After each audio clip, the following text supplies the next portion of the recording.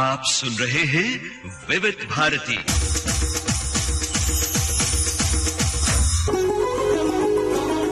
विविधा, विविध भारती के विविध रंगी कार्यक्रमों की विविधा।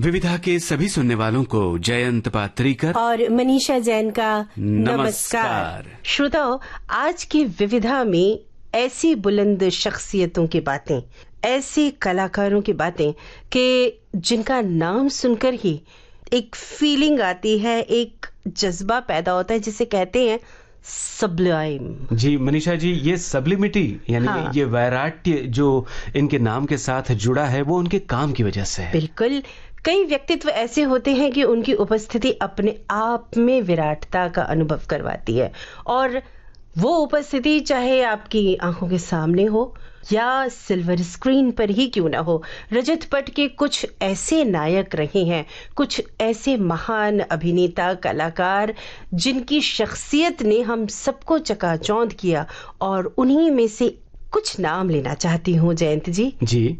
राजा हरीशचंद्र, मुगले आजम और सिकंदर आजम के राजा पोरस।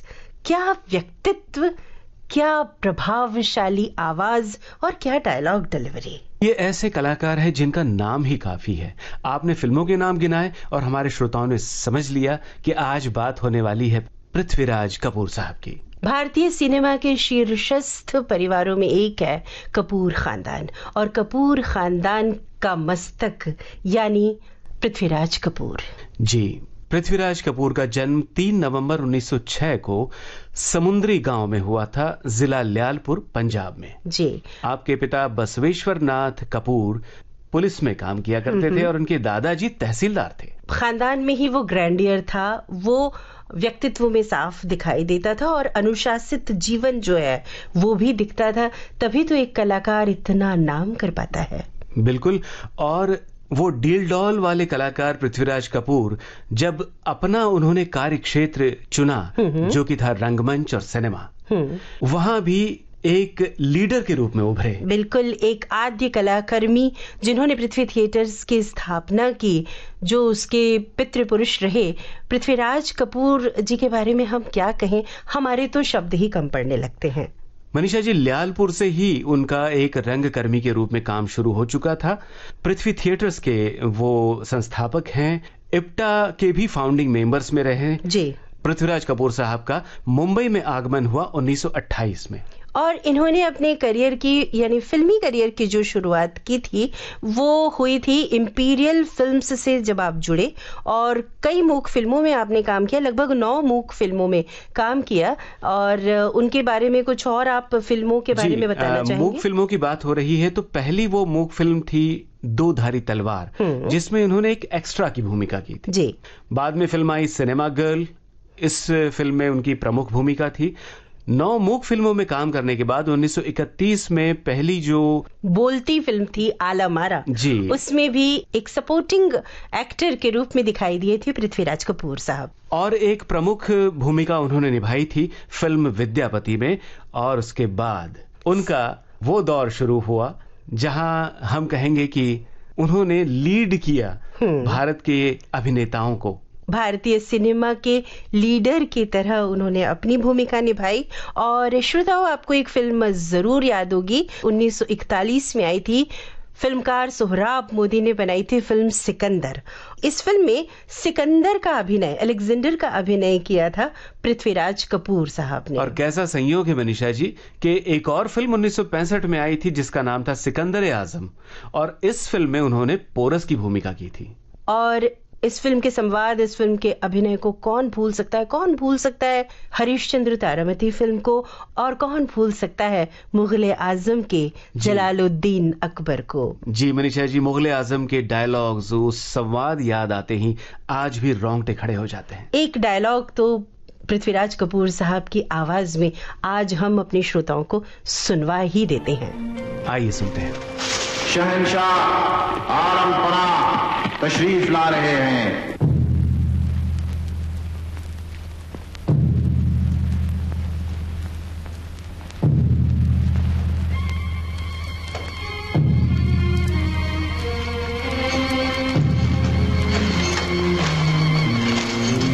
रख लिया।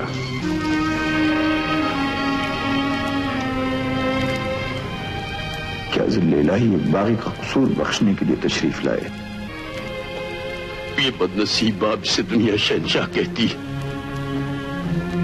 अपने रूठे हुए बेटे को मनाने आया है,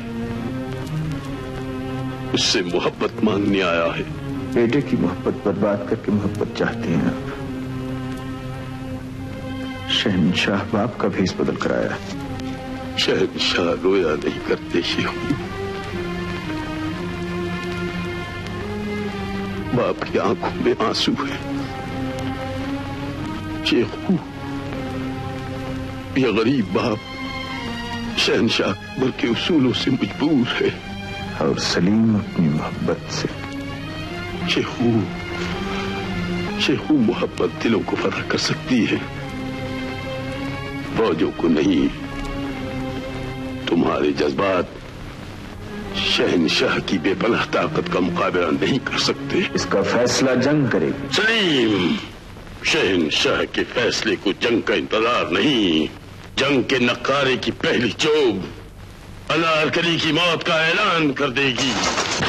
इस डायलॉग को सुनने के बाद, पृथ्वीराज कपूर साहब की बुलंद आवाज को सुनने के बाद जी, ऐसा नहीं लगता जयंत जी कि एक सूर्य की तरह चमकते हैं सिनेमा आकाश में पृथ्वीराज कपूर जी। और ऐसे ही एक राजा की भूमिका उन्होंने निभाई थी, राजा हरिश्चंद्र की। फिल्म का नाम था हरिश्चंद्र तारामती जी, और बड़ा ही सटीक गीत है जो उन पर फिल्माया गया था। फिल्म हरिश्चंद्र तारामती के इस गीत को सुनते हैं और याद करते हैं पृथ्वीराज कपूर को। जगत भर की रोशनी के लिए, करोड़ों की जिंदगी के लिए, सूरज रे जलते रहना, सूरज रे जलते रहना।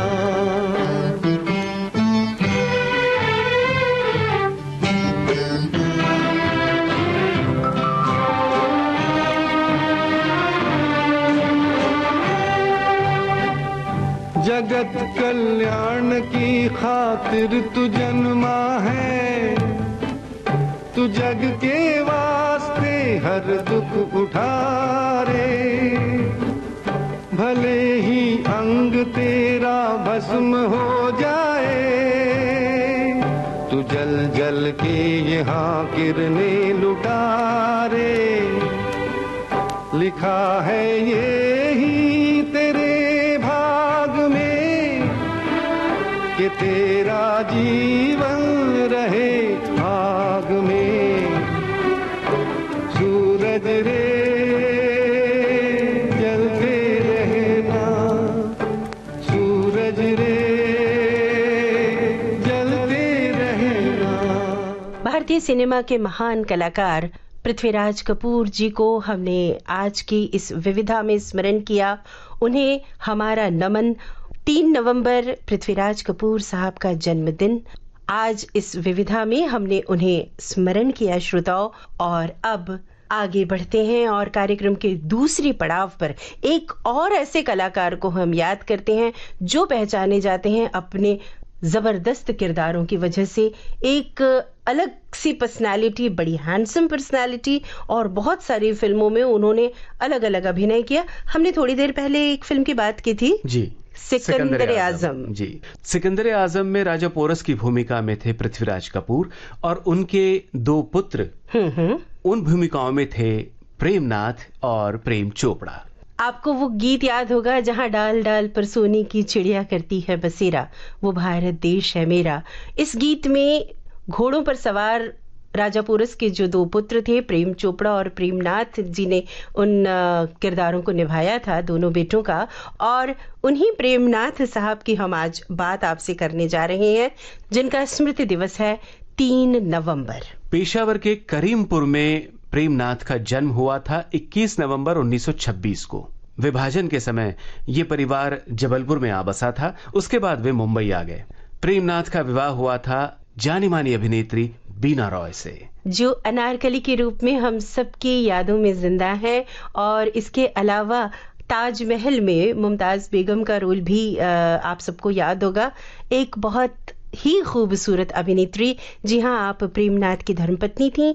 और श्रोताओ, प्रेमनाथ जी का एक संबंध पृथ्वीराज कपूर साहब के खानदान से भी है। उनके बड़े बेटे यानी पृथ्वीराज कपूर साहब के जो बड़े बेटे राज कपूर, उनकी धर्मपत्नी कृष्णा राज कपूर जी, वे प्रेमनाथ की बहन थी। और प्रेमनाथ की दूसरी बहन उमा, उनका विवाह प्रेम चोपड़ा से हुआ था।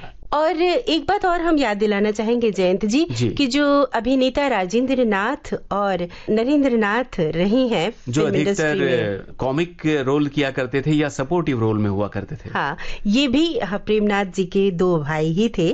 तो यानी पूरा परिवार ही जो था वो अभिनय से जुड़ा हुआ था। एक तरह से सभी परिवार एक दूसरे से जुड़े हुए, कहीं ना कहीं कोई ना कोई रिश्ता है। और ये जो रिश्ते हैं, यही तो दुनिया में याद रखने की चीज होते हैं। और इन संबंधों में बहुत गहराई और बहुत प्रेम तभी पनपता है जब आपकी दिशा एक हो, मंजिल एक हो और आप एक दूसरे से कुछ न कुछ सीखते रहे हो। अभिनय कुछ ऐसा ही क्षेत्र है जहां हम हमेशा एक दूसरे से कुछ न कुछ सीखते रहते हैं। जी मनीषा जी, प्रेमनाथ साहब की अभिनय यात्रा जो शुरू हुई वो 1948 की फिल्म थी अजीत। और उसके बाद आग और बरसात में उनकी जो भूमिकाएं थी उसके लिए वो याद किए जाते हैं। इन फिल्मों में कुछ गीत उन पर फिल्माए गए थे, वो भी बड़े मशहूर हुए थे। आपने जब गीतों की बात की, प्रेमनाथ जी पर फिल्माए गए कुछ फिल्मी गीतों की बात की, तो मेरे सामने एक गीत जो स्क्रीन पर था वो कौंध रहा है। और वो गीत है जो पूरी तरह से ऐसा लगता है जैसे प्रेमनाथ साहब की शख्सियत को शब्द दे रहा है। और वो गीत है फिल्म 40 डेज का। आप समझ गए मैं किस गीत की बात कर रही हूँ। मुकेश साहब का गाया हुआ बड़ा ही खूबसूरत गाना है, मैं दीवाना मस्ताना। सुनते हैं इस गीत को पहले। मैं दीवाना मस्ताना, ओ मुश्किल भेद मेरा पा जाना। मैं दीवाना मस्ताना, मैं दीवाना मस्ताना, मुश्किल भेद मेरा पा जाना। मैं दीवाना मस्ताना।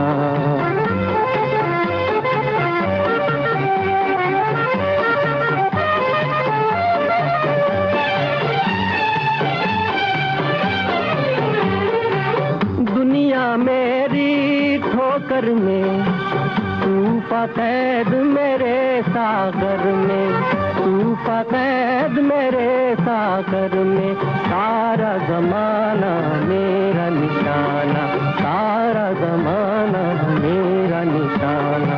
खेल नहीं मुझसे टकराना, मुश्किल भेद मेरा पा जाना। मैं दीवाना मस्ताना, मैं दीवाना मस्ताना, मुश्किल भेद मेरा पा जाना। वाकई ऐसे ऐसे कलाकार हैं जिनकी कला के भेद को ही हम नहीं समझ पाते। न जाने कितनी गुत्थियों को उन्होंने सुलझाया है अलग अलग रोल्स की। खैर, प्रेमनाथ जी को सुनना भी एक बहुत दिलचस्प चीज है। मैं वो रिकॉर्डिंग लेकर आई हूँ आज जयंत जी। जी चलिए, तो इस दीवाने मस्ताने कलाकार की जो रिकॉर्डिंग है ये एक इंटरव्यू है, अपने श्रोताओं को सुनवाते हैं। प्रेमनाथ जी से बात की है शबी अब्बास ने। हमारे विविध भारती के संग्रहालय की ये खास रिकॉर्डिंग है श्रोताओं, आज आपके लिए हम अपने इस विविधा कार्यक्रम में प्रसारित कर रहे हैं। सुनते हैं।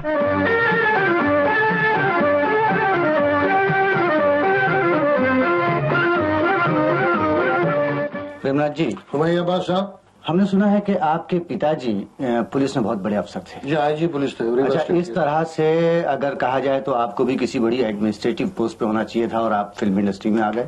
और हमने ये भी देखा है, कुछ लोगों को सुना है बल्कि ये कहते हुए आपको मेजर या जनरल। तो ये आखिर क्या बात है? बात यह है कि उसके पीछे बड़ी भारी हिस्ट्री है कि आपने ठीक कहा कि पिताजी का प्रोग्राम था मुझे इंग्लैंड भेजने का, आईसीएस इंडियन सिविल सर्विस पास करके आऊँ जी और डिप्टी कमिश्नर बनूं जी। तो मैंने कहा नहीं, मैं तो केएल सहगल साहब का भक्त हूँ, गाना गाना चाहता हूँ। अच्छा। और पृथ्वीराज जी मेरे जो कजिन ब्रदर थे, अपने फूफा के लड़के, तो उनकी तरह मैं एक्टर बनना चाहता हूँ जी। तो उन्होंने कहा ये तो नहीं होगा। तो मैंने कहा फिर क्या? तो उन्होंने कहा तो आप जरा फौज में जाइए, 1945 का जमाना था। अच्छा अच्छा। तो उन्होंने मुझे फौज में भेज दिया, Indian state forces military training school Indore जी। तो शमी कपूर के फादर इन लॉ है ना, कर्नल अजीत सिंह, ये मेरे कर्नल थे। और वहाँ एक मेजर डिंगरथॉप थे जी। और फिर ऊपर से मेरे पिताजी Rai Sahab Kartarnath inspector general of police Rewa state, उन्होंने जनाब रातों रात मुझको एक पुलिस की वैन में भर्ती करके रवाना कर दिया, तशरीफ ले जाइए, इनको पहुंचा दीजिए वहाँ इंदौर। अच्छा। तो रीवा से इंदौर हमें ले जाया गया और वहाँ पे स्पेशल नोट दिया गया इसको कर्नल अजीत सिंह को और अपने मेजर डिंगरथॉप साहब के, give my boy the nice works, he wants to become an actor, give him the works. अच्छा, ये पाबंदी लगा। ओहो, अब जो साहब मेरी परेड है तो वॉर डेज की ट्रेनिंग और स्पेशल मेरी परेड हो रही है जी। तो एक दफा मेरा कोई स्प्रेन हो गया पाँव में मेरे, तो अब मैं कहूँ कि मैं भाई फुटबॉल में स्प्रेन हो गया, मैं कल रूट मार्च पे नहीं जा सकूंगा, लेकिन साहब जाना पड़ा। वॉर डेज ट्रेनिंग थी, 65 माइल्स का route march without food without water, उसको कहते हैं रिटेंशन टेस्ट।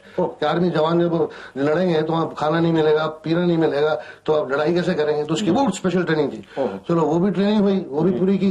फिर एक वाकया याद आया मुझे कि रात के कोई 2:30 बजे 4 बजे वो एक बिगुल बजाते थे, उसका नाम था इमरजेंसी बिगुल। अच्छा। तो उसमें कैडेट्स का काम था कि जिस हालत में हो फौरन आ जाए, आप फौरन पेश हो जाइए। अच्छा। फौरन उसी as you are attention on the battle ground. अच्छा। तो वो कहीं 2:30 बजे ना बिगुल बजी, तो उस रात को मैं अंडरवेयर पहन के सो रहा था, नाइट सूट नहीं पहना हुआ था मैंने। तो जैसे बिगुल बजी तो मैंने बंदूक उठाई और अंडरवेयर में जनाब जाके बैटल फील्ड पे जा खड़ा हो गया, अटेंशन। अब सामने कर्नल अजीत सिंह खड़े हुए हैं, मेजर डिंगरथॉप खड़े हुए हैं और मैं बिगुल बजी रही और मैं खड़ा हूँ अकेले। अब धीरे धीरे 2 मिनट 5 मिनट 10 मिनट तक जनाब लोग कैडेट्स अपने फॉलन हो रहे हैं और आके 10 मिनट में सबके सब फॉलन हो गए। तो अब मेजर डिंगरथॉप ने कहा मेरा नंबर 69 था जमाना। अच्छा। तो कहते हैं officer cadet number 69 10 paces forward. अच्छा। तो हम 10 पेसेस फॉरवर्ड आके अटेंशन हो गए। मैंने कहा राइट अबाउट 10, हम राइट अबाउट 10 हो गए, मतलब फेसिंग ऑल द कैडेट्स। अब वो मेजर डिंगरथॉप कहता है उन सबको कि boys, here is the future commander in chief of India तुम्हारे सामने, और come as you are, this is an example to you, now dismiss all of you, go.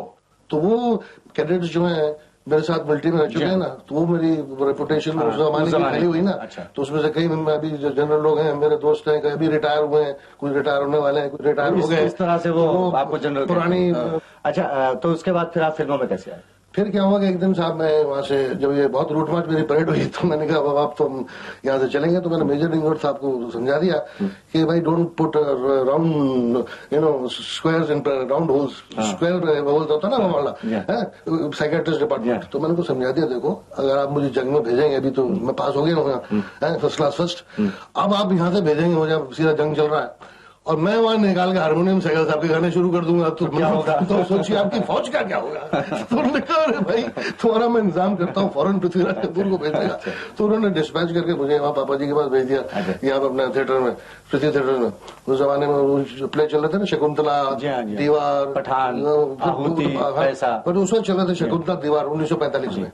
तो उस वक्त आप पूछेंगे कि ट्रेनिंग वगैरह मैंने कहा से। हाँ, वो चीज तो मैं जरूर पूछूंगा। इसलिए कि आजकल तो लोग इंस्टीट्यूट से सीख करके आते हैं, आपकी ट्रेनिंग तो जाहिर है फिर ये बात, क्योंकि उस जमाने में फिल्म इंस्टीट्यूट पूरा तो था नहीं। तो अब मिलिट्री से और स्टेज पे तो मैं बीए में पढ़ता था मॉडर्न कॉलेज में, तो फैंसी ड्रेस कॉम्पिटिशन में फर्स्ट प्राइज मिला, छोटे मोटे प्लेस की, लेकिन खास कोई ऐसे प्रोफेशनल एक्टर का स्टैंडर्ड नहीं था, ना ट्रेनिंग मिली मुझे। तो फिर पृथ्वीराज जी ने मुझे इसमें ट्रेनिंग दी, शकुंतला में, फिर दीवार में और पठान में। अच्छा। 1945 से 46 तक। अच्छा। और फिर ये जो रेडियो स्टेशन आपके पास बैठा हूँ ना, मुझे 33 साल की मेमोरीज मुझे याद रही। अच्छा। ये भी मेरा ट्रेनिंग ग्राउंड रहा। यहाँ भी 3-4 प्रोग्राम में हर महीने किया करता था। अच्छा। तो उसमें मेरा ट्रेनिंग होती थी बगा। अच्छा। पढ़ के डायलॉग याद करना, बोलना, रिसाइट करना। रिफेस सरोज के साथ मैंने कई प्लेस में काम किया, एक बलिदान नाम याद आ रहा है अभी 2025 में। अच्छा। तो ये सब ट्रेनिंग ग्राउंड था मेरा, रेडियो एंड स्टेज। प्रेमनाथ जी, हमारा जी चाहता है कि पुराने थिएटर जो आपने पृथ्वीराज जी के साथ में किए हैं, तो मैं ये चाहूंगा कि आप पठान का कोई डायलॉग हमें बोल के सुनाइए।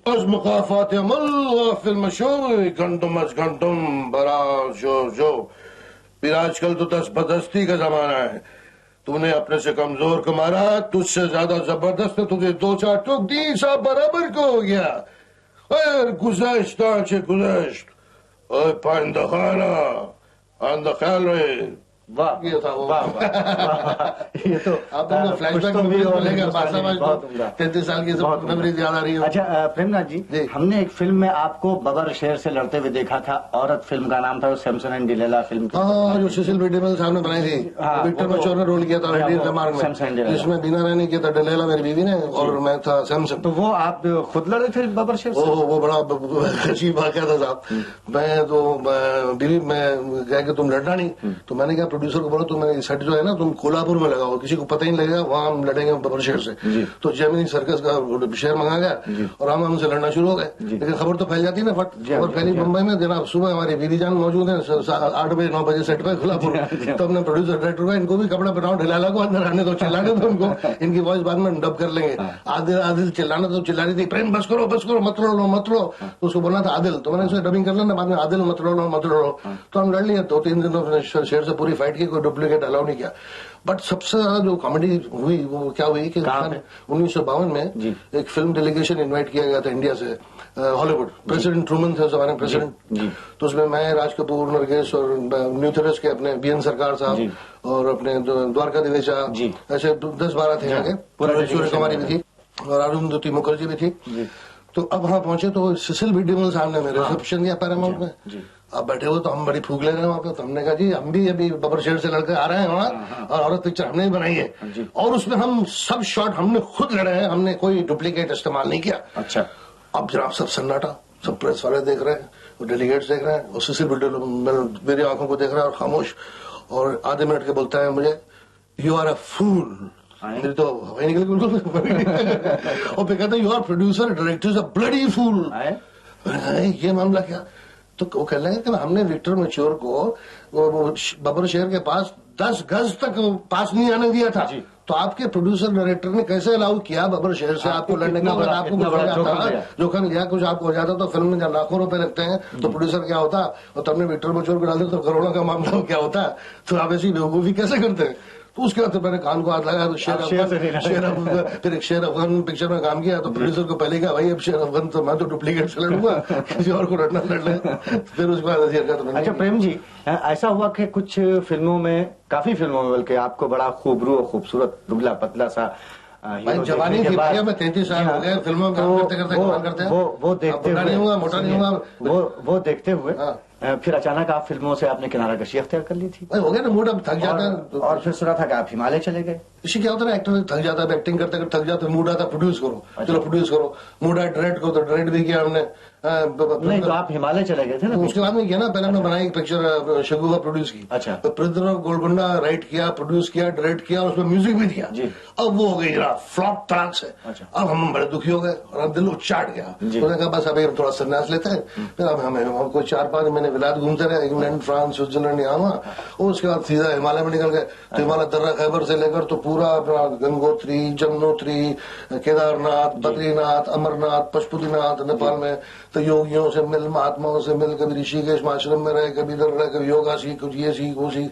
तो ऐसे 17 बरस बिता दिए हमने इस तरह, 1954 से लेकर 1969 तक। जब ये गोल्डी मेरे पीछे पड़ा ना, जॉनी मेरा नाम है, काम करो मैं करो, नहीं भाई मैं रिटायर हो गया, मुझे काम नहीं करना। जबरदस्ती जनाब, एक महीना मेरे पीछे पड़ा और फिर मैंने पिक्चर साइन की। और जब कोई पिक्चर हिट होगी तो मुझे कोई छोड़ता नहीं, मैं थोड़ा तो मुझे आराम करने तो हो गया भाई बहुत, लेकिन छोड़ते नहीं, जबरदस्ती काम कराते हैं। तो मैं मुझसे कुछ पिक्चर चुन लेता हूँ जब ट्यूनिंग वाली हो ना, ट्यूनिंग के प्रोड्यूसर, ट्यूनिंग के डायरेक्टर और ट्यूनिंग के आर्टिस्ट, ट्यूनिंग का सब्जेक्ट, ट्यूनिंग वाला रोल, ट्यूनिंग वाला मामला, उसमें काम करता हूँ। जब म्यूनसिपालिटी हो काम ही नहीं करता। अच्छा प्रेम जी, एक और बात आपसे पूछना चाहता हूँ कि एक हीरो के नाते तो आपने एक शरीफ आदमी का काम किया। जी बहुत। अच्छा, उसके बाद एक लंबे गैप के बाद फिर जब आप आए तो बड़े खतरनाक किस्म के विलन के रोल में, और ये एक ही आप हैं और ये 2 तरह के जो किरदार आपको करने पड़ रहे हैं। एक अदाकार के नाते आप करते हैं, लेकिन आपकी अपनी मर्जी क्या है किस तरह के कैरेक्टर्स करने की? इसे मेरी मर्जी तो है कि अच्छे अच्छे नोबल कैरेक्टर्स करने की। जैसे शोर में किया था, रोटी कपड़ा मकान में किया था, अच्छा। बॉबी में किया था, धर्मकर में किया, ज्ञानी जी है, सत श्री अकाल है। लेकिन जब मैं कमबैक किया जो विलन, उसमें मेरे गुरु पृथ्वीराज जी का बड़ा बड़ा हाथ है। अच्छा, वो क्या? कि वो विलन का रोल था और मेरा मूड ही नहीं था विलन का रोल करने का। एक तरफ कहा संन्यास, हिमालय, ये वो, और वो कहा विलन मेंटली में एडजस्ट नहीं कर पाता था। तो उनसे मैं एडवाइस लेता, गुरु थे मेरे, बहुत से नाते थे मेरे उनसे। तो वो कहने लगे देखो वो तो हीरो का जमाना था, तुमने हीरो का किया, अब तो इस वक्त तुम कैरेक्टर आर्टिस्ट हो भाई, तुम्हें तो विलन का मिले विलन का करो, नोबल है बैड है, जिंदगी में अच्छे लोग हैं बुरे लोग हैं, सबको पोर्ट्रे करना है। कहने लगे देखो मैं भी हीरो था किसी जमाने में, कहने लगे सीता के जमाने कब से न्यू जमाने से, कहने लगे मैं हीरो का रोल कर रहा हूँ आजकल, मुगल आजम में अकबर कर रहा हूँ, तो कभी किसी में विलन कर रहा हूँ, किसी में क्या कर रहा हूँ, किसी में कैरेक्टर हूँ, तभी तो लोग मुझे आज भी जानते हैं कि पृथ्वीराज कपूर चल रहा है फिर रहा है जा रहा है, नहीं तो हीरो बनने के बैठ के रिटायर हो गए कितने लोग सालों, कौन किसको पहचानता, कौन आया कब गया, उनकी तो छोटी लाइफ होती है हीरोज की, 5 साल 6 साल 7 साल 8 साल 10 साल, बहुत लकी हुए तो 10-12 साल खींच गया, तो उसके बाद तो आना ही पड़ता है ना, जवानी कब तक रहेगी, फूल है खिलता है मुरझा जाता है, तो अब कब तक जवान रहेंगे, चाहे लड़की हो चाहे हीरो हो चाहे हीरोइन है, तो उसके बाद फिर उसको एडजस्ट कर लेना चाहिए अपने आप को डिफरेंट रोल्स में। अच्छा, काम में आपको पहले ज्यादा मजा आता था कि अब ज्यादा डिफरेंट? आजकल ज्यादा मजा आ रहा है, आजकल ज्यादा तो क्या लड़कियों के पीछे गोल गोल घूमो, झाड़ के पीछे भी वही लफ्जीन वही डालो, यहाँ बोल रहे हैं नली जमन के साथ वही मधुबाला के साथ बोल रहे हैं, टीना राय के साथ बोल रहे हैं, तो इसमें क्या वेराइटीज है। अच्छा, विलन है तो उसमें कोई कैरेक्टर एक्टिंग है, तो उसमें क्या है कि you have to get into the skin of the character. एक तो होता है ना जैसे कि एक होता है एक्टर जी, एक होता है स्टार जी, तो स्टार तो म्यूनसिपलिटी मामला आज स्टार है तो नीचे उतर गया, ये गया ऊपर ये नीचे है, फिर वो चलता सक्सेस के साथ, जब तक सक्सेस है जनाब, सक्सेस क्या है टेम्पररी है, बबल लगा सी का जो बुलबुला होता है ना थोड़ा टूट गया, वो जो ट्रू आर्टिस्ट होता है, जो जेन्युइन आर्टिस्ट होता है, जो एक्टर होता है, तो वो क्या होता है उसके अंदर रोल के स्किन के अंदर घुस जाता है वो। तो ये जो आर्टिस्ट है कैरेक्टर आर्टिस्ट जो आज भी ऐसे मौजूद हैं, अशोक कुमार जी हैं, दिलीप कुमार है, राज कपूर है, देवानंद अभी भी चल रहे हैं 30-40 साल से प्राण जी हैं, तो ये लोग जो है ना they are not ordinary star, ये असली में एक्टर हैं और असली में आर्टिस्ट लोग हैं जो कि कैरेक्टर अंदर घुस जाते हैं, और अभी तक जो चल रहे हैं उसके बाद हीरो भी थे, आज कैरेक्टर एक्टर भी है, तो उसको you must be student all your life, और सीखते रहो और अपने काम को बहुत सीरियस लगो, वर्क इज वर्शिप। वाह वाह प्रेमनाथ जी, बहुत बहुत शुक्रिया और बड़ा मजा आया इस वक्त आपसे बातें करके और वो बातें सुनकर, फ्लैशबैक मेमोरी में आप तो हमको लेकर जाओ, हमें भी आनंद आया, तो हम आपसे इजाजत चाहेंगे और फिर अवश्य शुक्रिया, थैंक यू वेरी मच।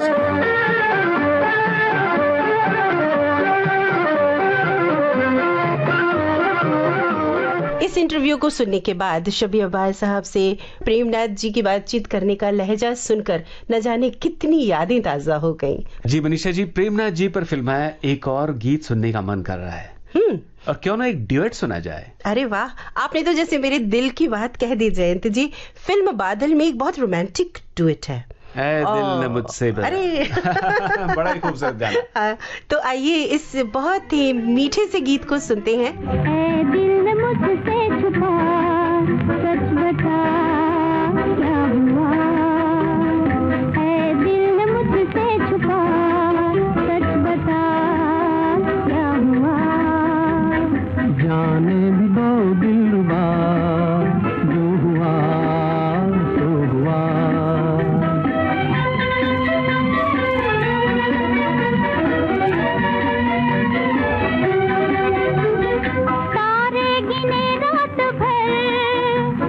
कब याद में सो गई, वो ख्वाब था मत भरा जिसमें बेहोश में खो गई, कोई नींद में हमसे रूठ के हमको लूट के चल दिया, कोई नींद में हमसे रूठ के हमको लूट के चल दिया, है दिल मुझसे छुपा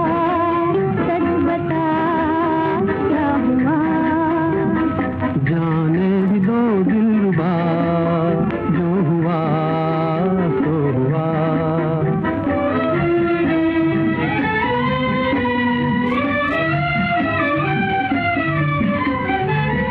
खिड़की न छोड़ो खुली, प्यार के चोर हैं ताक में, कितनों की चोरी हुई मदभरी चांदनी रात में, ऐसे मर्द की दिल के दर्द की दिल का दर्द की है दवा, ऐसे मर्द की दिल के दर्द की दिल का दर्द ही है दवा, जाने भी दो दिलरुबा जो हुआ सो हुआ, ऐ दिल मुझसे छुपा सच बता क्या हुआ। पागल फिल्म का ये युगल गीत हमने श्रोताओं को सुनवाया और याद किया जाने माने अभिनेता प्रेमनाथ को।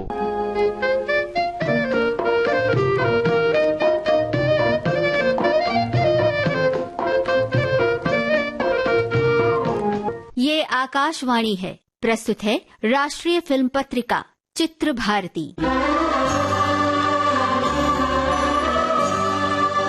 Science, light, sound, camera, action.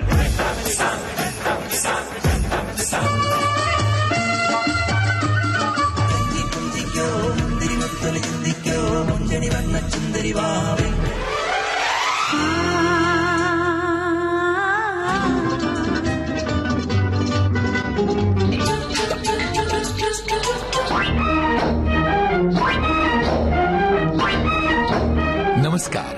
राष्ट्रीय फिल्म पत्रिका चित्र भारती के अक्टूबर महीने के इस अंक में आपका स्वागत।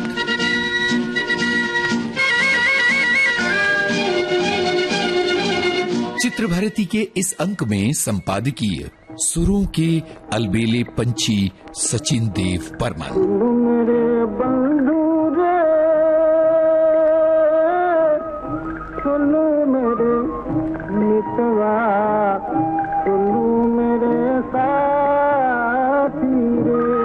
ऑस्कर अवार्ड से सम्मानित जानी मानी ड्रेस डिजाइनर भानु अथैया पर हमारा लघु फीचर।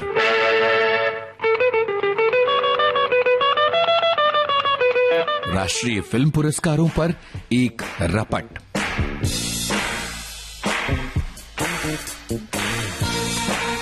रुपहला पर्दा रुपहली बातें। इस श्रृंखला में अभिनेता शम्मी कपूर की एक दिलचस्प रिकॉर्डिंग हमारे संग्रहालय से।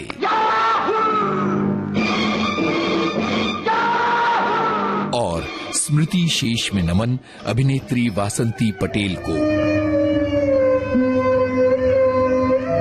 सबसे पहले संपादकीय सुरों के अलबेले पंछी सचिन देव बर्मन। ओरे माझी, ओरे माझी, मेरे माझी। अक्टूबर का ये महीना सचिन देव बर्मन के नाम है। इस महीने उनका जन्मदिन भी आता है और पुण्यतिथि भी। 1 अक्टूबर जन्मदिन, 31 अक्टूबर पुण्यतिथि। सचिन दा वो संगीतकार हैं जिन्होंने भारतीय फिल्म संगीत के इतिहास को बदल कर रख दिया। एक तरफ जहां वो बांग्ला लोक और सुगम संगीत की मधुर रसधारा को लेकर आए, दूसरी तरफ उन्होंने शास्त्रीय संगीत की पक्की राह पकड़ी। सचिन दा की खासियत थी भारतीय शास्त्रीय और पश्चिमी संगीत का मधुर मिलन। मिसाल के लिए फिल्म शर्मीली का ये गाना सुनिए। लता मंगेशकर के गाए, कवि नीरज के लिखे इस गाने में सचिन दा ने भारतीय साजों और पश्चिमी साजों का मीठा मधुर मेल किया है। आप पाएंगे कि यहाँ सितार और बांसुरी हैं तो गिटार भी हैं। लता जी जब गाती हैं तो पार्श्व में भारतीय साज बजते हैं और अंतरों पर आपको पूरा वेस्टर्न तामझाम सुनाई पड़ता है।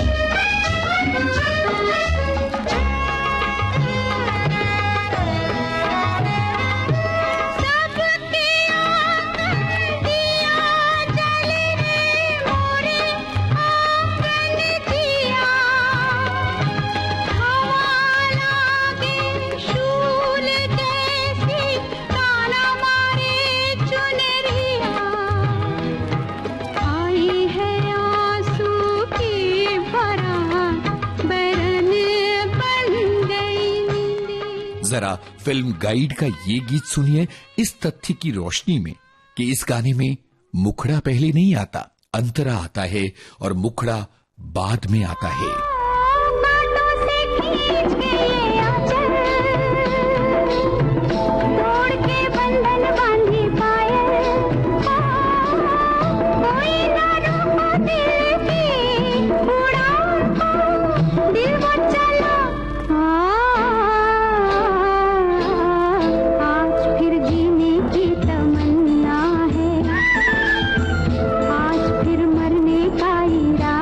सचिन दा अपने प्रयोगों में यहीं नहीं रुकते।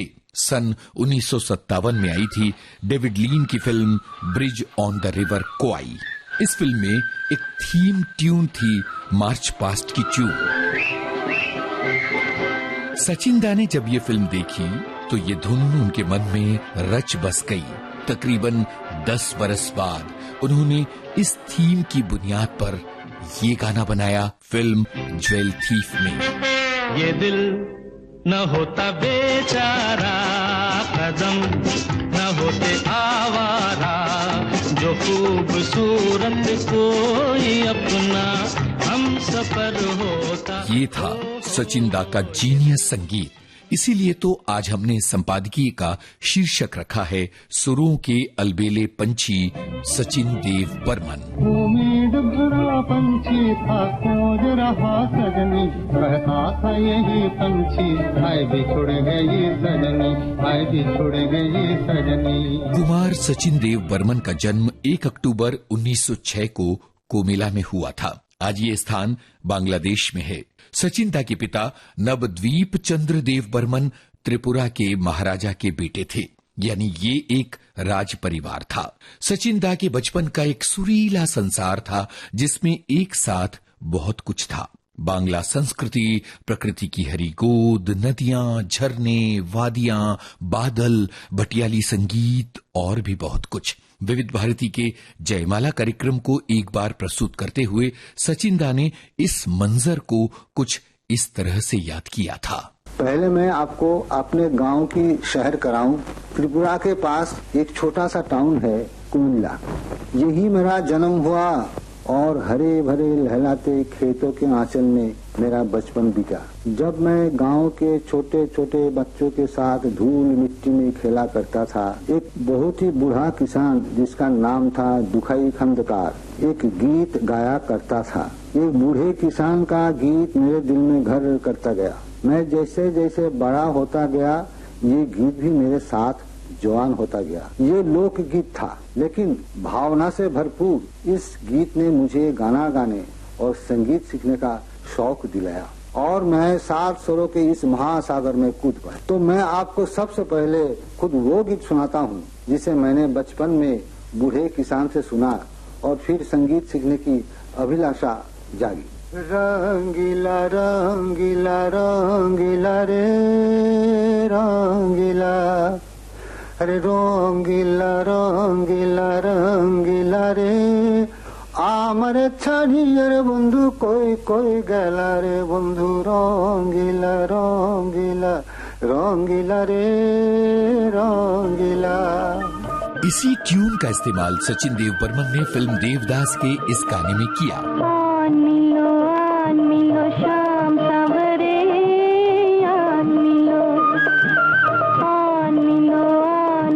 शाम सावरे, ब्रिज में अकेली राधे खोई खोई फिरे, राधे खोई खोई फिरे, ओ कान्हा आन मिलो, आन मिलो, आन मिलो शाम सावरे।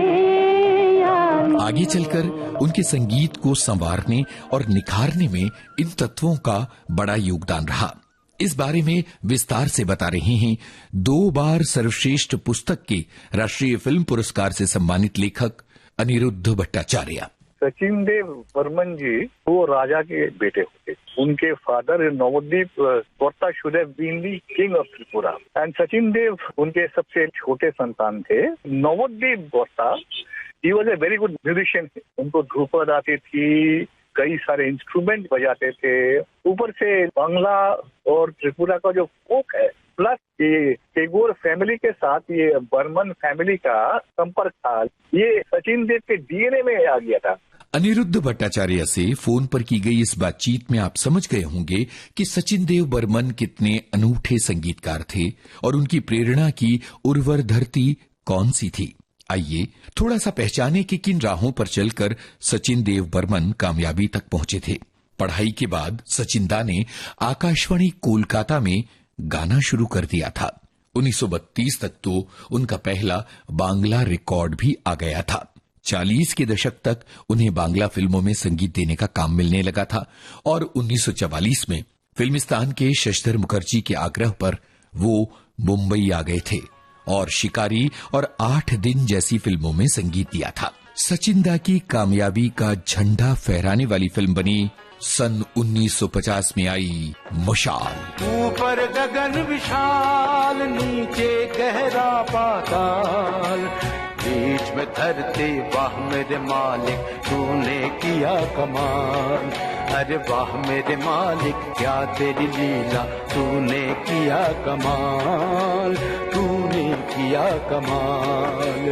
ऊपर गगन विशाल। इसके अगले बरस आई नौजवान, जिसमें लता मंगेशकर ने साहिर लुधियानवी का लिखा ये गाना गाया था। ठंडी हवाएं लहरा के आए, रुत है जो तुमको यहाँ कैसे बुलाए। हिंदी फिल्मों में बड़ी लंबी यात्रा रही है सचिन देव बर्मन की। 25-30 बरस का लंबा दौर, जहां उन्होंने अपने संगीत का सतरंगी संसार रचा। अनिरुद्ध भट्टाचार्य ने हमें कुछ बड़े दिलचस्प तथ्य बताए। हमारी इंडिपेंडेंस के स्ट्रगल में बंगाल में एक शहीद थे, उनका नाम था खुदीराम बोस। उनके फांसी को लेकर एक गाना था जो अर्ली 20th सेंचुरी में बांग्ला में फेमस हो गया था। वो गाना ऐसा है, एक बार विदाई दे माँ घुरे आखी। सचिन देव ने हिंदी में ये किया यूज, फागुन का वो गाना। कब माने ओ दिल के मस्ताने, एक बार विदाई दे माँ घुरे आखी। ओके, वन मोर, जैसे जाने वो कैसे लोग थे जिनके प्यार को प्यार मिला। जाने वो कैसे लोग थे जिनके प्यार को प्यार मिला। हमने तो जब कलियां मांगी कांटों का हाथ मिला। पंजाब सिंधु गुजरात मराठा द्राविड़ उत्कल बंग, नेशनल सॉन्ग। रोमांच हो गया मुझे ये सुनकर, बाप रे वाह। कम लोग जानते होंगे कि सचिन दा को सर्वश्रेष्ठ पार्श्व गायक का राष्ट्रीय पुरस्कार भी मिला था। जी हाँ, बेस्ट प्लेबैक सिंगर का नेशनल अवार्ड सन 1970। फिल्म आराधना और गाना काहे को रोए चाहे जो होए, सफल होगी तेरी आराधना, काहे को रोए। सचिन दा की आवाज में एक अलग तरह की गहराई थी, रूहानियत थी, कातरता थी। उनके स्वर में दार्शनिक गाने खूब निखर कर आते थे। सन 1972 में आई फिल्म अमर प्रेम का ये गाना सुनिए, जो उन्होंने अपने बेटे R.D. बर्मन के संगीत निर्देशन में गाया था। होली में बिछाई के कहा लाए मोहे सजना के द्वार, होली में बिछाई के। सचिन देव बर्मन ने कैसे शास्त्रीय संगीत और फिल्म संगीत का अनूठा संगम किया, खुद उन्हीं से सुनिए। उस्ताद फैयाज खां साहब से मुलाकात हुई, उनकी एक रचना मुझे बेहद पसंद आई और मैंने शाहिद लतीफ की फिल्म बुज़दिल में पेश किया। लेकिन केवल उनकी रचना का अंग है और शुरू के बोल यानी झन झन झन पायल बाजे रामा, बस इसके बाद के सारे बोल शैलेंद्र जी ने लिखे। फैयाज खां साहब की इस चीज को फिल्म में यूज करने से पहले मैंने उनसे परमिशन ले ली थी। अंतरे के बोल में कीर्तन का स्टाइल है, लेकिन बाकी सारा अंग खां साहब का ही है। झन झन झन झन पायल बाजे कैसे जाऊं पीछे, मिलन को कैसे जाऊं पीछे, मिलन को लाज की मारी मरूं कौन जतन करूं रामा। झन झन झन झन पायल। सचिन देव बर्मन सिर्फ एक संगीतकार नहीं थे, एक पूरा युग थे। भारतीय फिल्मों में संगीत का एक अनमोल रतन, एक ऐसा नक्षत्र जिसने हमारे संसार को अपने स्वर्णिम प्रकाश से रोशन किया। वहाँ कौन है तेरा मुसाफिर, जाएगा कहाँ, दम ले ले घड़ी भर, ये छैया पाएगा कहाँ। वहाँ कौन है तेरा मुसाफिर, जाएगा। सचिन देव बर्मन हमें ऐसे सुर दे गए जो आज भी हमें ललित भावों से भर देते हैं। ओरे माझी, ओरे माझी, ओ मेरे माझी। सचिन दा को हमारा विनम्र नमन। आपने सुना संपादकीय सुरों के अलबेले पंछी सचिन देव बर्मन। 15 अक्टूबर को होता है जानी मानी ड्रेस डिजाइनर भानु अथैया की याद का दिन। सन 2020 में इसी तारीख को वो संसार से विदा हो गई थीं। आइए सुने उन पर केंद्रित एक लघु फीचर। आजकल तेरे मेरे प्यार के चर्चे हर ज़बान पर, सबको मालूम है और सबको खबर हो गई। तो क्या आजकल तेरे मेरे प्यार के चर्चे हर ज़बान पर, सबको मालूम है और सबको खबर हो गई। फिल्म ब्रह्मचारी का ये गीत न केवल शम्मी कपूर और मुमताज की पहचान है, बल्कि ये गाना पहचान है भानु अथैया की भी। सन 1969 में आई फिल्म ब्रह्मचारी में अभिनेत्री मुमताज ने ऑरेंज कैंडी कलर की जो प्री प्लेटेड साड़ी पहनी थी, उसे भानु अथैया ने ही डिजाइन किया था। कुछ इस तरह डिजाइन किया था कि इस गाने की शानदार कोरियोग्राफी पर मुमताज को थिरकने में कोई दिक्कत न आए। आज इस तरह की प्री प्लेटेड सिली हुई साड़ियां बड़े फैशन में हैं, पर हम बात कर रहे हैं आज से 55 बरस पहले की। भानु अथैया का जन्म महाराष्ट्र के शहर कोल्हापुर में हुआ था। उनका असली नाम था भानुमती अन्ना साहब राजोपाध्याय। भानुमती के माता पिता ने अपनी इस बेटी को उस जमाने के हिसाब से खूब पढ़ाया, आगे बढ़ाया और मुंबई के जे स्कूल ऑफ आर्ट्स में कला की पढ़ाई के लिए भेज दिया। आजादी के पहले का दौर था। बचपन में भानुमती रेखाचित्र बनाती तो माता पिता कहते तुम्हें महात्मा गांधी का रेखाचित्र बनाना चाहिए, और नन्ही भानुमती बड़े चाव से ऐसा रेखाचित्र बनाती। इत्तेफाक देखिए कि आगे चलकर भानुमती को फिल्म गांधी में ड्रेस डिजाइनिंग के लिए दुनिया का सबसे प्रतिष्ठित ऑस्कर अवार्ड मिला। इस फिल्म में उनका चुनाव दुनिया भर के ड्रेस डिजाइनर्स को परखने के बाद किया गया था। भानुमती का विवाह सत्येंद्र अथैया से हुआ था, जो एक गीतकार और कवि थे, पर यह रिश्ता ज्यादा नहीं चला। भानुमती ने आगे शादी नहीं की। उन्होंने वेशभूषा डिजाइन की अपनी यात्रा शुरू की। 1953 में आई फिल्म CID के जरिए भानु अथैया ने फिल्म श्री 420 के इस गाने में नादिरा का शानदार गाउन तैयार किया था। बाद में ये फैशन बन गया था। मुड़ मुड़ के ना देख, मुड़ मुड़ के, मुड़ मुड़ के ना देख, मुड़ मुड़ के, मुड़ के ना देख, भानु अथैया ने भारत में ड्रेस डिजाइनिंग को पेशेवर रूप दिया। वो फिल्म की कहानी सुनती, एक्टर्स के बारे में जानती और फिर उनके मुताबिक पोशाकों के स्केच पहले बनाती और फिर कपड़े तैयार किए जाते। फिल्म वक्त में साधना पर ये गाना फिल्माया गया था। जब सिमट के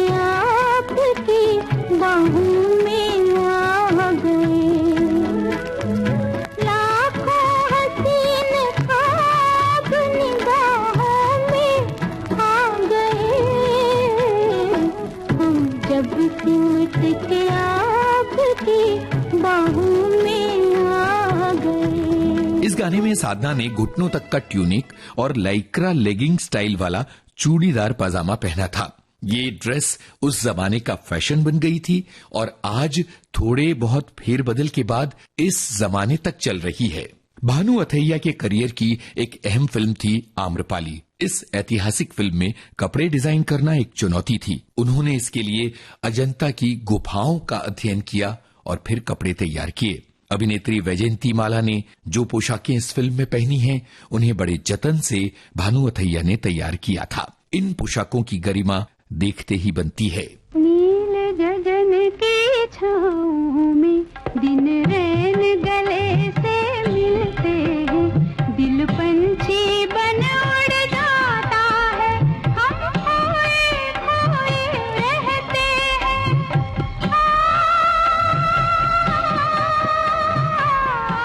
CID, प्यासा, चौदहवीं का चांद, साहब बीवी और गुलाम, रेशमा और शीरा और गाइड से लेकर लगान तक एक लंबा सफर तय किया भानु अथैया ने। उन्होंने एक किताब भी लिखी है, the art of costume designing. Bhanu Athaiya के साथ एक पूरा युग समाप्त हो गया जब 15 अक्टूबर 2020 को उन्होंने आखिरी सांस ली। विनम्र नमन। इस महीने 8 अक्टूबर को विभिन्न कलाकारों को 70वें राष्ट्रीय फिल्म पुरस्कार प्रदान किए गए। भारत की राष्ट्रपति द्रौपदी मुर्मू ने ये पुरस्कार एक भव्य समारोह में प्रदान किए। आपको याद होगा, पिछले महीने चित्र भारती के अंक में हमने इन पुरस्कारों के विजेताओं के बारे में आपको विस्तार से बताया था। 8 अक्टूबर को दादा साहब फाल्के पुरस्कार से सम्मानित किया गया जाने माने अभिनेता मिथुन चक्रवर्ती को। मिथुन चक्रवर्ती कभी एक छवि में बंधकर नहीं रहे। जहां उन्होंने कलात्मक फिल्मों में काम किया, वहीं मुख्य धारा के व्यावसायिक सिनेमा से तो उनका गहरा जुड़ाव रहा और वो आम जनता के प्रिय अभिनेता भी बने रहे। 1976 में मृणाल सेन की फिल्म मृगया से उन्होंने शुरुआत की और समानांतर सिनेमा के दिग्गज नायकों मृणाल सेन, बुद्धदेव दासगुप्ता और गौतम घोष के साथ काम किया। दूसरी तरफ बी सुभाष, केसी बुकाड़िया और मनमोहन देसाई जैसे कमर्शियल सिनेमा के निर्देशकों के साथ भी उन्होंने काम किया। जहां एक तरफ उन्होंने डिस्को डांसर, डांस डांस, प्यार झुकता नहीं, गंगा जमुना सरस्वती, अग्निपथ और दलाल जैसी फिल्में की, वहीं दूसरी तरफ उन्होंने तहादेर कोथा, काल पुरुष, स्वामी विवेकानंद और गुड़िया जैसी फिल्मों में भी काम किया। मिथुन चक्रवर्ती को तहादेर कोथा, स्वामी विवेकानंद और मृगया, इन तीनों फिल्मों के लिए सर्वश्रेष्ठ अभिनेता का राष्ट्रीय पुरस्कार मिल चुका है। मिथुन चक्रवर्ती को दादा साहब फाल्के पुरस्कार से सम्मानित किए जाने पर हम उन्हें दे रहे हैं असंख्य बधाइयां।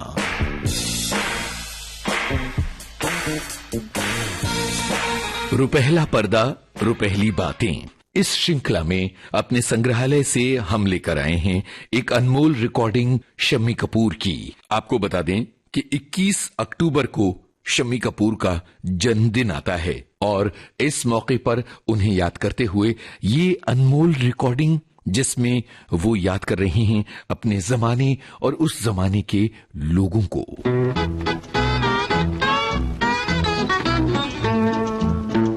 हमारे बगल में वहाँ पर नेबरहुड में सैगल साहब रहते थे मटुंगा में, और वो भी उनसे ठुमरी और गजल और गाने सुनते सीखते थे।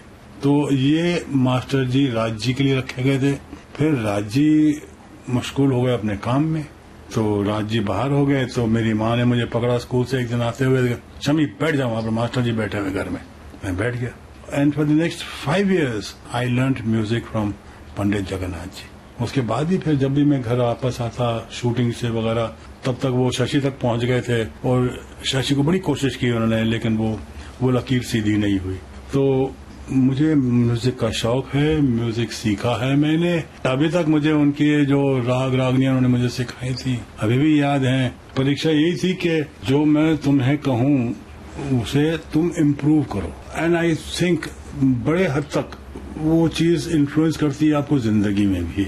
You learn to improvise. मैंने अपनी एक्टिंग में ऐसा किया हुआ है, मैंने अपने गाने की हरकतें में ऐसे किया। मेरी जिंदगी में कभी कोई कोरियोग्राफर नहीं आया 1 2 3 4 1 2 3 4 करो, मैं खुद करता था। तो मैं इम्प्रोवाइज करता था, यहाँ तक कि अगर उस गाने के 2-3 टेक हो जाएं, तो मैंने पिछले टेक में क्या किया था मुझे खुद नहीं मालूम था, क्योंकि my next take would be a little different take. और डांस मतलब कि मुझे डांस के स्टेप्स वगैरह नहीं आते, मुझे डांस करना नहीं आता, लेकिन मैं उस म्यूजिक को एक्सप्रेशन देता कि उस म्यूजिक की जो हरकतें हैं, रफी साहब used all that for me beautifully. जैसे मसलन में मेरे गाने के लिए मैं पेरिस में था और मेरे गाना उन्होंने मेरी गैर हाजिरी में रिकॉर्ड किया, और जब मैंने वो गाना सुना मैं तो बिल्कुल दंग रह गया कि ये ऐसे कैसे उन्होंने रिकॉर्ड कर लिया। और जब मेरी मुलाकात हुई उनसे, जब मैं वापस आया, तो मैंने कहा रफी साहब ये आपने ये गाना इस तरह से कैसे गा दिया, मुझे जैसे चाहिए था, जैसे मैंने सोचा था वैसे ही आपने गाया ये गाना, ये बताइए कैसे। कहते यार पापा, मैंने बस ये सोचा कि शम्मी कपूर यहाँ पे की करेगा, और शम्मी कपूर हाथ ऐसे फैलाएगा, और शम्मी कपूर टंग ऐसे फैलाएगा, शम्मी कपूर तो तले इंज करके गिर जाएगा, फिर 2 रोटियां खाएगा। तो मैं वैसे ही गाना गाता रहा। आप यकीन कीजिएगा, दिस इज वेरी अनकैनी के जिस तरीके से मैं सोचूं उस तरीके से वो आदमी acting the whole song out, and that song was आसमान से आया फरिश्ता। आसमान से आया फरिश्ता प्यार का सबक सिखलाने, दिल में है तस्वीर यार की, लाया हूँ वो दिखलाने। कहो प्यार है तुमसे वो जाना चाहो प्यार है तुमसे। रुपहला पर्दा रुपहली बातें, इस श्रृंखला में आपने सुनी अनमोल रिकॉर्डिंग अभिनेता शम्मी कपूर की स्मृति शेष। स्मृति शेष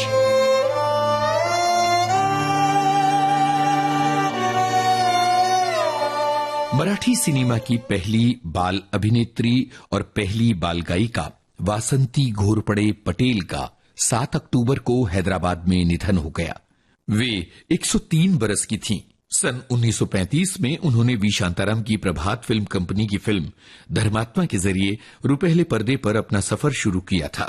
इसके बाद उन्होंने वी शांताराम की फिल्म कुंकू में मशहूर अभिनेत्री शांता आप्टे के साथ काम किया। इसके विनम्र नमन।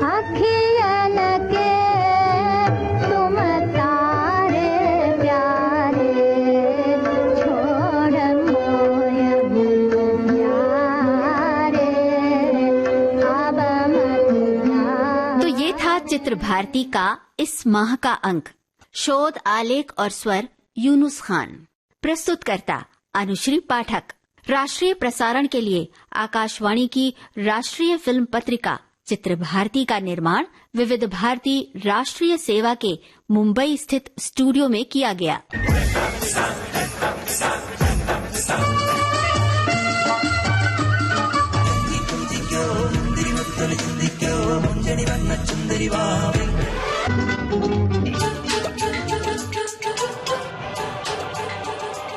और अब हमारी विविधा का ये अंक समाप्त होने की कगार पर आ चुका है। श्रोताओं, उम्मीद है कि आज के इस कार्यक्रम में शामिल इन तमाम बुलंद शख्सियतों पर हमारा ये कार्यक्रम आपको जरूर अच्छा लगा होगा। इस वक्त तो दीजिए इजाजत आप सभी को, आपकी दोस्त मनीषा जैन और जयंत पात्रीकर का नमस्कार।